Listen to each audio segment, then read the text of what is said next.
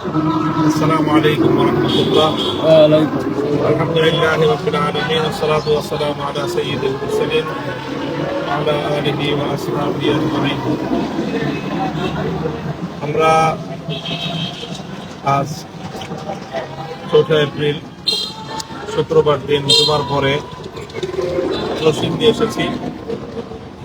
বিগত জুলাই আগস্টের বিপ্লবে ফ্যাসিবাদ বিরোধী আন্দোলনে জুলুম, অত্যাচার এবং স্বৈরতন্ত্রের বিরুদ্ধে গড়ে ওঠা বাংলাদেশের ছাত্র জনতার অভূতপূর্ব যে গণজাগরণ, সেই জাগরণে অন্যতম একটি স্পট এবং জায়গা নরসিংদী। এই নরসিংদীর মানুষের মনে প্রাণে তাদের ভালোবাসায় গেঁথে আছে একটি নাম। নামটি হলো শহীদ তাহসিন ভূঁইয়া, শহীদ তাহমিদ ভূঁইয়া। শহীদ তাহমিদ ভূঁইয়া 18ই জুলাই ফ্যাসিবাদের সরাসরি পুলিশি আক্রমণে গুলিবিদ্ধ হয়ে নরসিংদী জেলখানা পরে সে শাহাদত বরণ করে এবং তার শাহাদাতের মধ্য দিয়েই মূলত এই অঞ্চলের মানুষ ব্যাপকভাবে বিক্ষুব্ধ হয় এবং সেই ক্ষোভের বিস্ফোরণ ঘটে, যেটা 5ই আগস্টের ঐতিহাসিক যে বিপ্লব, সকল বিপ্লবের অন্যতম একটি মাইলফলক ছিল। আমরা আজকে সেই শহীদ তাহমিদ ভূঁইয়ার কবর জিয়ারতে এসেছিলাম। এখন আমরা স্থানীয় ঈদগাহের সামনে দাঁড়িয়ে আছি। আমার পাশে শহীদ তাহমিদের বাবা, তিনি উপস্থিত আছেন, এলাকার গণ্যমান্য ব্যক্তিবর্গ উপস্থিত রয়েছেন।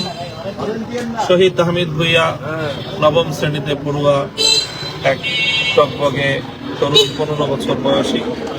সে তার আত্মত্যাগ এবং আত্মদান, শাহাদাতের মাধ্যমে আমাদের কাছে একটি বড় শিক্ষা রেখে গেছে। আগামী প্রজন্মের তরুণদের জন্য সে অন্যতম অনুপ্রেরণা হিসেবে কাজ করবে।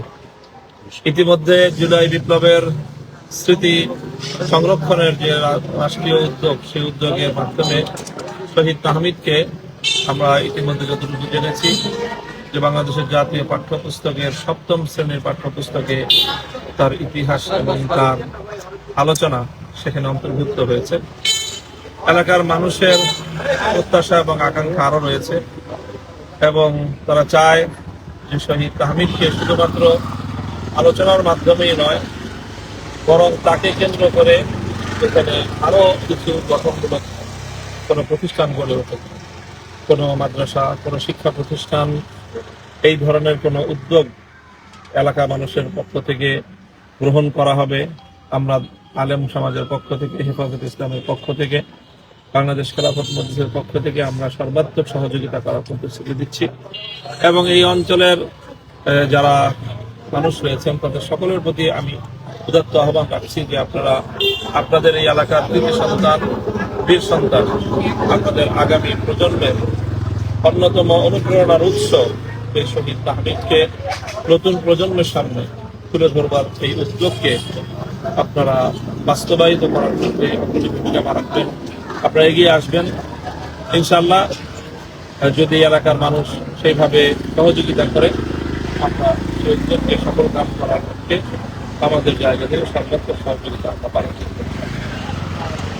তো আমরা এখন সংক্ষিপ্ত দোয়ার মাধ্যমে শহীদ তাহমিদের রুহের মাগফিরাত কামনা এবং তার শাহাদাতকে আল্লাহ পাক রব্বুল আলামিন যেন কবুল করেন এবং তাদের এই আত্মদান, তাদের এই শাহাদাতের মাধ্যমে অর্জিত বাংলাদেশে আর কোনোদিন কোনো অত্যাচার, কোনো জুলুম, কোনো স্বৈরতন্ত্র যেন জেঁকে বসতে না পারে, সেই নতুন একটি সমৃদ্ধ বাংলাদেশ, ইনসাফের বাংলাদেশ, মানবতার বাংলাদেশ যেন আমরা দেখতে পাই, সেজন্য মহান আল্লাহ পাক রব্বুল আলামিনের কাছে আমরা সাহায্য কামনা করব, প্রার্থনা করব। সুবহানাল্লাহ كما صليت على إبراهيم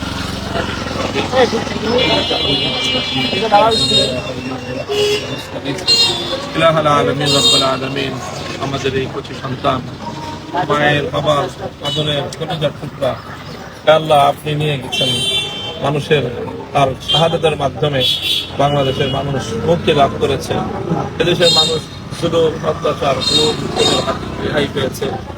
আল্লাহ এটা আমাদের সান্ত্বনা, এটা তার বাবার সান্ত্বনা, তার মায়ের সান্ত্বনা।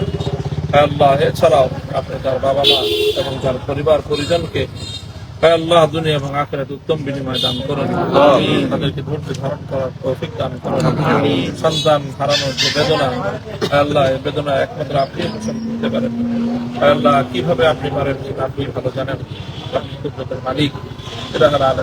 আগামী শহীদ তাহমিদ ভুঁইয়া সহ বাংলাদেশের সহস্রাধিক সকল শহীদ পরিবারগুলোকে আল্লাহ আপনি তাদের সহায় হন, আপনি তাদেরকে সান্ত্বনার ব্যবস্থা করুন, দুনিয়া এবং আখিরাতে তাদের সম্মান মর্যাদা বৃদ্ধি করে দিন এবং তাদের পরিবারের এই সদস্যের শাহাদাতের মাধ্যমে অর্জিত নতুন বাংলাদেশে সব ধরনের জুলুম, শোষণ, অন্যায়, অবিচার, অত্যাচার থেকে মুক্ত একটি সুন্দর মানবিক ইনসাফপূর্ণ দেশ জাতি হিসেবে আমাদের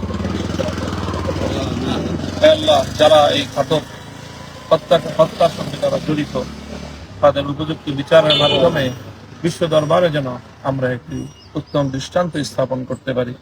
আগামী দিনে আর কোনো অপরাধী যেন নিরপরাধ এই ধরনের নিষ্কলুষ শিশু সন্তান এবং তরুণদেরকে এভাবে হত্যাযজ্ঞে মেতে উঠতে না পারে, সেই ব্যবস্থা যেন আমরা জাতি হিসেবে করতে পারি। তৌফিক আমাদের ربنا تقبل منا انك انت السميع العليم وتب علينا يا مولانا انك انت التواب الرحيم. سبحان ربك رب العزة عما يصفون وسلام على المرسلين والحمد لله رب العالمين.